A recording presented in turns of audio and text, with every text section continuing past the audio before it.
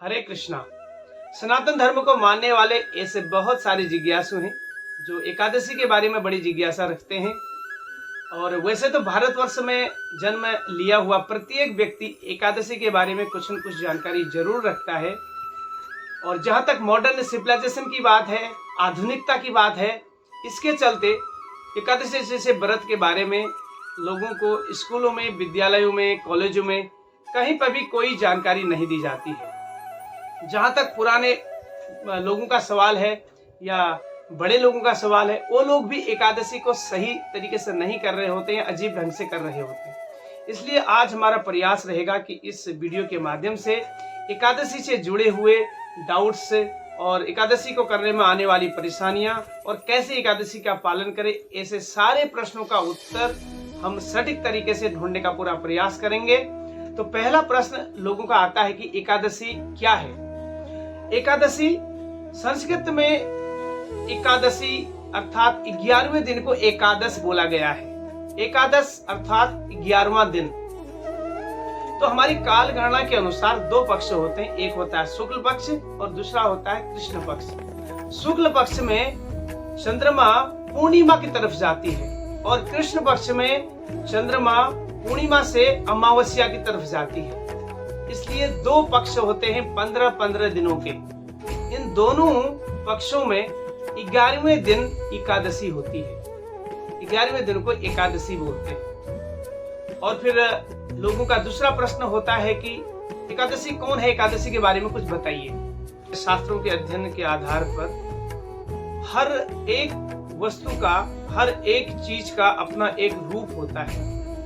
जैसे जितने दिन हैं, बार हैं, उनके अपने देवता होते हैं, उनके अपने पर्सोनिफाइड डीटीज होते हैं। वैसे ही एकादशी का भी अपना एक पर्सोनिफाइड डीटी है, उसका भी एक स्वरूप है। तो इस प्रसंग में एक विशेष कथा आती है। एक मुर नाम का एक विशेष राक्षस था, बहुत ही बलशाली था। उसने युद्ध में कई बारी देवताओं को हरा दिया था। एक बार एक विशेष युद्ध में उसने सारे देवताओं को हरा दिया और सारे देवता भगवान विष्णु के पास जाते हैं, गुहार लगाते हैं और भगवान विष्णु देवताओं को आश्वासन दिलाते हैं कि उस मुर नाम के राक्षस से उनको मुक्ति दिलाएंगे। तो भगवान विष्णु स्वयं आते हैं और उस मुर नाम के राक्षस से युद्ध करते हैं। और वो मुर नाम का राक्षस देखता है कि भगवान उसके ऊपर हावी हो रहे हैं युद्ध करते करते। तो वो मुर नाम का राक्षस युद्ध भूमि से भाग जाता है और अपनी जान बचा लेता है। और जब भगवान देखते हैं कि मुर नाम का राक्षस अभी भाग गया है, तो भगवान विष्णु बद्री का आश्रम में एक गुफा में जाके विश्राम करते हैं, अर्थात सहन करते हैं। वो मुर नाम का राक्षस भगवान के पीछे पीछे उसी गुफा में बद्री का आश्रम में चला जाता है जहाँ भगवान विश्राम कर रहे होते हैं, आराम कर रहे होते हैं। तो मुर नाम के राक्षस के दिल में भगवान के प्रति ईर्ष्या थी, द्वेष था, भगवान को मारना चाहता था। उसने सारे अपने अस्त्र शस्त्र तैयार किए और भगवान को मारने की जैसे ही तैयारी कर रहा था, तो भगवान के दिव्य शरीर से एक फीमेल फॉर्म में एक देवी प्रकट हुई, जिसने उस मुर नाम के राक्षस को युद्ध करने के लिए ललकारा, हुंकार भरी युद्ध करने के लिए। तो मुर नाम का राक्षस उस देवी के हुंकार मात्र से मर गया, उसकी हत्या हो गई। तो यहाँ पर एक प्रश्न आता है कि भगवान जब सो जाते हैं, सहन करते हैं, तो सब कुछ निष्क्रिय हो जाता है क्या? भगवान की शक्तियां काम करना बंद कर देती हैं और संसार में सब शून्य हो जाता है? नहीं, ऐसा नहीं होता है। भगवान की शक्तियां सदैव कार्यरत रहती हैं। तो भगवान विष्णु ने अपनी आंखें खोली और अपने सामने उस देवी को देखा, जिसने बताया कि भगवान, हे प्रभु, मैंने आपकी सेवा में, आपके शरीर से ही मैं उत्पन्न हुई और मैंने इस राक्षस का, मुर नाम के राक्षस का वध किया है। तो भगवान उनकी सेवा से अत्यंत प्रसन्न हुए और भगवान ने उस देवी को वर मांगने को कहा। तो भगवान को उस देवी ने प्रार्थना की कि हे प्रभु, मैं धार्मिक स्थलों पर रह के, तीर्थ स्थानों में रह के आपके भक्तों का भक्ति का वर्धन करना चाहती हूँ, उनकी भक्ति की सेवा करना चाहती हूँ, उसका वर्धन करना चाहती हूँ। तो भगवान ने तथास्तु कह के उस देवी को वरदान दिया। उस दिन 11वां दिन था, इसलिए भगवान ने उसका नाम एकादशी भी दिया। और तब से ही जो भी भक्त एकादशी के दिन भजन करता है, कीर्तन करता है, एकादशी व्रत का पालन करता है और भगवान की भक्ति करता है और तीर्थ स्थानों में निवास करता है या मंदिर जाता है, दर्शन इत्यादि करता है, भक्ति के जो भी सोपान है उनका पालन करता है, तो वो सारे प्रकार के पापों से मुक्त होता है और उसको एकादशी की कृपा प्राप्त होती है। और इसी से जुड़ी हुई एक और कथा आती है कि भगवान विष्णु ने जब इस सृष्टि की रचना की, इस सृष्टि की रचना करने के बाद अंत में भगवान ने कुछ पापों की भी रचना की। जैसे कि हमने बताया कि सबका एक अपना पर्सोनिफाई देती होता है हर वस्तु का, और जितनी भी विभूतियां हैं उनका भी अपना एक स्वरूप होता है। वैसे ही जितने भी प्रकार के पाप हैं उनका अपना एक स्वरूप है, और उन सारे पापों से युक्त एक पाप पुरुष है जिसकी भगवान ने रचना की। तो उस पाप पुरुष ने क्या देखा कि ये जो एकादशी है, इस दिन जो भी व्यक्ति भजन करता है, कीर्तन करता है और व्रत करता है तो पाप से प्रेरित नहीं होता है। पहले तो काफी लोग पाप कर रहे थे और नरक में जा रहे थे, और उस पाप पुरुष ने भगवान के पास जाके बोला कि प्रभु आप ही ने तो हमें उत्पन्न किया है, आप ही ने हमारी रचना की है, कहीं पाप तो कहीं पुण्य, कहीं धूप तो कहीं छाया, तो इस तरीके से आप हमारी तो ड्यूटी खत्म हो जाएगी, हमारी मृत्यु हो जाएगी, हम क्या करें, हम कहां जाएं।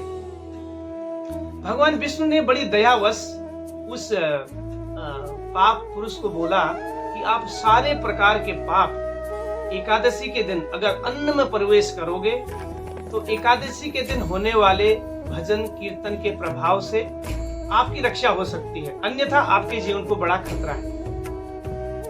तो हम देखते हैं कि एकादशी के दिन अगर कोई भी व्यक्ति अन्न लेता है, अन्न ग्रहण करता है, तो उसके अंदर न चाहते हुए सारे प्रकार के पाप प्रवेश कर जाते हैं। कौन कौन से पाप?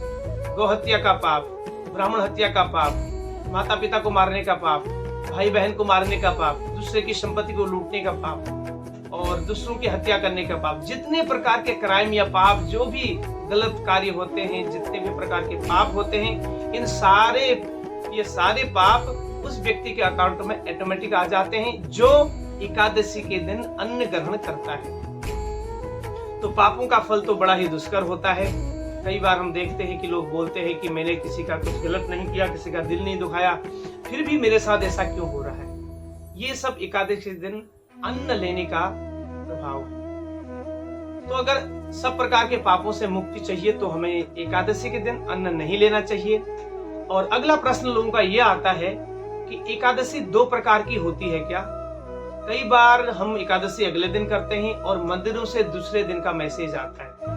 जी हाँ, आपका प्रश्न बिल्कुल सही है। एकादशी 2 प्रकार की होती है। पहली होती है संपूर्ण एकादशी और दूसरी होती है विधा एकादशी। संपूर्ण एकादशी उस एकादशी को कहते हैं जिसमें दशमी का और द्वादशी का कोई मिश्रण नहीं रहता है। वो एकादशी के दिन ही शुरू होती है और एकादशी के दिन ही समाप्त हो जाती है। दूसरी होती है विधा एकादशी। विधा एकादशी 2 प्रकार की होती है। एक होती है पूर्व विधा एकादशी, दूसरी होती है पर विधा एकादशी। पूर्व विधा एकादशी उसे कहते हैं जिसमें एकादशी के दिन मॉर्निंग में सूर्योदय के पहले 1 घंटा 36 मिनट पहले का जो समय है, उसमें अगर अंश मात्र भी अगर दशमी का मिश्रण है तो उसको पूर्व विधा एकादशी कहा जाता है। तो ऐसी एकादशी हम लोग इसलिए नहीं करते हैं। पद्म पुराण में साफ साफ कहा गया है, दैत्या नाम पुष्टि वर्धनम। जो भी व्यक्ति इस एकादशी का पालन करता है उसके अंदर दैत्यों के गुण आ जाते हैं, काम, क्रोध, मोह, लोभ, मद, मात्सर्य। कई बार हम देखते हैं लोग बोलते हैं एकादशी का पालन करते हैं फिर भी ऐसा क्यों होता है।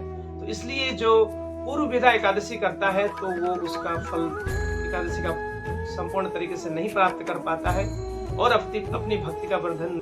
दूसरी होती है पर विधा एकादशी।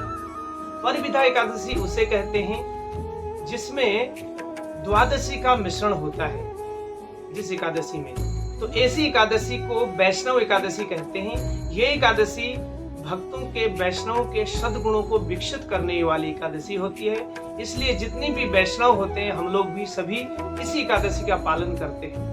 भक्तों को चाहिए कि वो पर विधा एकादशी का बड़े ही मन योग से पालन करें और इसी एकादशी को करें। और इसके अलावा समय काल गणना के अनुसार कभी कभी ऐसा समय बन जाता है, तो इसलिए त्रिस्पर्शा एकादशी भी आ जाती है। वैसे तो साल भर में टोटल 24 एकादशियां होती हैं, 24 एकादशियां होती हैं, क्योंकि एक पक्ष में एक एकादशी 15 दिन में और दूसरे पक्ष में एक और एकादशी, टोटल एक महीने में 2 एकादशी होती है। तो इस तरीके से पूरे साल भर में 24 एकादशियां होती हैं। तो समय काल गणना के अनुसार कभी कभी समय का ऐसा संयोग बनता है, ये त्रिस्पर्शा एकादशी भी आ जाती है, जिसमें दशमी का, एकादशी का और द्वादशी तीनों का मिश्रण होता है। तो जब भी ऐसी एकादशी आती है तो भक्तों को चाहिए कि पूरे मनोयोग के साथ इस एकादशी का पालन करें, क्योंकि इस एकादशी का पालन करना अर्थात 1000 एकादशियों का पालन करने के बराबर बताया गया है। अगर आप 24 एकादशियों को पालन करते हैं सही तरीके से, तो ऑटोमेटिक उसके अंदर एकादशी भी आ जाएगी। और इसके अलावा एक और एकादशी आती है ज्येष्ठ मास में, जून महीने में।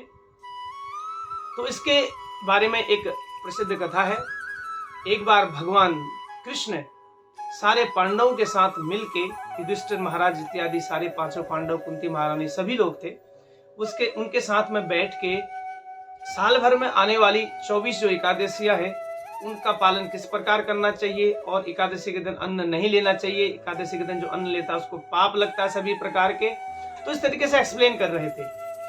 तो जब भीम ने यह सुना कि एकादशी के दिन अन्न नहीं लेना चाहिए, एकादशी का पालन करना चाहिए, तो भीम ने भगवान से बोला कि प्रभु, मैंने तो आज तक किसी भी एकादशी का पालन नहीं किया और मैं एकादशी का पालन तो कर ही नहीं सकता हूँ, क्योंकि मैं तो अथाह भोजी हूँ, बरकोदर हूँ और मेरे जठराग्नि में हमेशा आग लगी रहती है। तो भगवान ने बोला, हाँ यस, आपका केस थोड़ा स्पेशल है, वैसे तो सभी 24 एकादशी का पालन सबको करना ही चाहिए। तो इसलिए आपके प्रश्न के उत्तर के लिए हम व्यासदेव के पास चलते हैं। यहीं स्थित व्यासदेव हैं और व्यासदेव सारे वेदों का संकलन करता है और सारे वेदों को जानने वाले भी हैं। तो जब भगवान कृष्ण भीम को लेकर व्यासदेव के पास जाते हैं तो व्यासदेव बताते हैं कि वैसे तो 24 एकादशियों का पालन सभी को करना चाहिए, बट सही है आपका केस थोड़ा स्पेशल है, आप बरकोदर हो, अति मानवीय कार्य करते हो और आपके जठराग्नि में हमेशा आग लगी रहती है, आपसे बिना खाए कुछ रहा नहीं जाता है। तो इसलिए आप ज्येष्ठ महीने में आने वाली एकादशी का पालन बड़े मनोयोग से करते हैं। उस दिन आपको जल भी नहीं लेना है, निर्जल एकादशी का पालन करना है। तो आपके इस एकादशी के पालन करने से साल भर में और 23 एकादशी, टोटल 24 एकादशियों का फल आपको एक साथ मिल जाएगा। जब भीम ये सुनते हैं तो अत्यंत प्रसन्न हो जाते हैं और एकादशी का पालन करते हैं। तो तब से इस एकादशी को लोग भीम एकादशी या पांडव निर्जल एकादशी या पांडव एकादशी के नाम से भी जानते हैं। का एक और होता है कि एकादशी को कैसे मनाएं, एकादशी का पालन कैसे करें। एकादशी को मनाने का बेस्ट तरीका यही है कि एकादशी के पहले दिन, दशमी के दिन, अगले दिन शाम के टाइम से ही अन्न का कुछ भी न लें, ताकि जल्दी से पेट में जो भी ग्रेन्स है, जो भी अन्न है वो डाइजेस्ट हो जाए। और एकादशी के दिन मॉर्निंग में जल्दी उठें, स्नान आदि करें और हो सके तो मंगल आरती करनी चाहिए। और एकादशी के दिन ज्यादा से ज्यादा भगवान के नाम का जप करना चाहिए, कीर्तन करना चाहिए और भगवद गीता का पाठ करना चाहिए। श्रीमद् भागवतम से कुछ श्लोक पढ़ सकते हैं और ऐसी स्पिरिचुअल वीडियो देखनी चाहिए और भगवान की कथा सुननी चाहिए। और एकादशी के दिन ध्यान दें कि अन्न का कोई भी प्रोडक्ट नहीं लेना चाहिए। अगर अन्न का कुछ भी लेते हैं तो हमारी एकादशी विफल हो जाती है।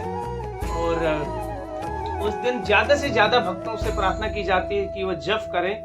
भक्त लोग संकल्प लेते हैं, 64 माला 64 राउंड करते हैं और 32 माला करते हैं। अगर आपको ऑफिस जाना है तो सुबह मॉर्निंग में अपनी साधना इत्यादि सब अच्छे से करके जाएं और उस दिन ऐसी मनोभावना बनाएं, ऐसा डिजायर रखें कि उपवास अर्थात भगवान के पास हम रह रहे हैं, और भगवान के पास रहना अर्थात भगवान से रिलेटेड ही कार्य करने चाहिए, भगवान जिससे प्रसन्न हो सके। एकादशी करने का उद्देश्य है कि भगवान की प्रसन्नता के लिए हम एकादशी करें और उस दिन अन्न का कुछ भी नहीं खाएं। महत्वपूर्ण प्रश्न लोगों का होता है कि एकादशी के दिन क्या खाएं और क्या नहीं खाएं। इसके लिए लोग कई बार मंदिरों में लोग फोन करते हैं और शास्त्रों में बुक्स में ढूंढते हैं कहीं पर। तो इसके लिए जैसे हम देखते हैं कि हम नवरात्र का पालन करते हैं, नवरात्रि में कुट्टू का आटा लेते हैं, फ्रूट्स लेते हैं, दूध दही लेते हैं, वैसे ही एकादशी के दिन भी करना चाहिए। और नमक जो है उसका ध्यान रखें, सैदा नमक एकादशी का नमक ही डालें। और सांबा राइस, जो सांबा राइस बोलते हैं, जो एकादशी का राइस होता है, और मूंगफली है, और जैसे आलू है, आलू उबाल के ले सकते हैं, स्वीट पटाटो है, और साबूदाना के खिचड़ी वगैरह बना सकते हैं। और अगर कोई भी चीज आप यूज कर रहे हैं तो उसको उसके नए पैकेट से यूज करें, और ध्यान रखें कि एकादशी दिन अन्न उसमें नहीं मिक्स होना चाहिए, अन्यथा आपकी एकादशी विफल हो जाएगी। और इस तरीके से एकादशी का पालन कर सकते हैं।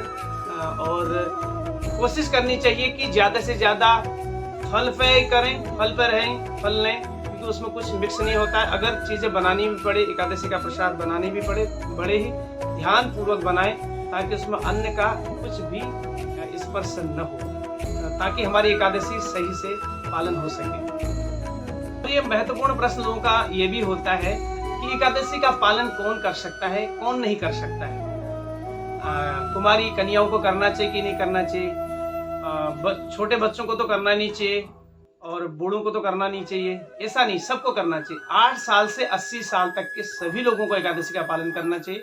8 से 80 इसलिए बोला गया है, जो बच्चे होते हैं वो थोड़ा हठी होते हैं, उनको मनाना चाहिए, नहीं तो फिर मनाना नहीं माने तो खिला सकते हैं।